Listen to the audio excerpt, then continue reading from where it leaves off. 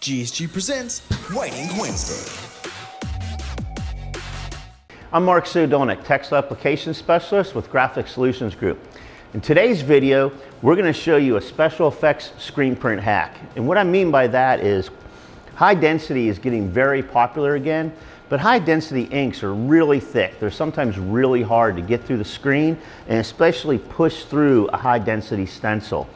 So what we have here, we have an 83 mesh screen, and we're using Kiwo thick coat emulsion, and we've coated the screen 2 times on the bottom side and 5 times on the inside. And then we dried this screen. After we exposed it with our image, we yielded about a 50 micron stencil. So it's thick enough that it's going to determine how our ink deposit is going to raise off of the shirt. Because high density inks tend to be really thick and hard to force through the screen, especially through a thick high density stencil, what we did is we used Avient Infinite Effects High Density Clear. Now high density clear, again, is going to be really stiff ink and hard to push through a screen, especially on a manual.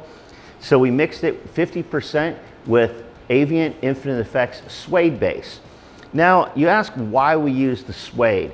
The suede, you know, if you print it on its own, is going to be a really nice, soft, suede, velour type texture.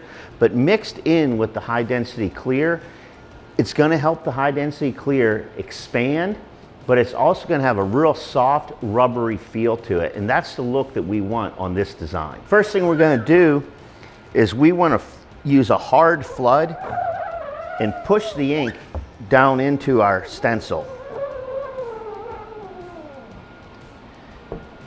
Once the stencil is full of ink, we're going to go ahead and we're going to do a double print stroke. We're using a good bit of angle so we can really lay down a lot of ink.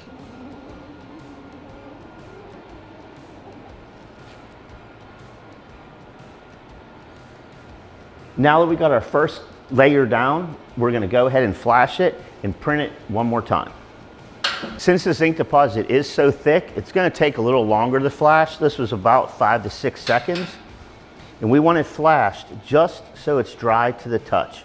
It's going to feel a little sticky or tacky, but that's just how we want it. We don't want any ink to lift off on your fingers. Now, before we do our second print strokes on this print, we're going to want to do that hard flood again and get that ink down into the stencil. We're going to keep her on the same angle and do 2 more passes. Right, now we'll go ahead, we'll take our shirt off the platen, we'll run it through the dryer, and these are going to be standard cure, 320 degrees.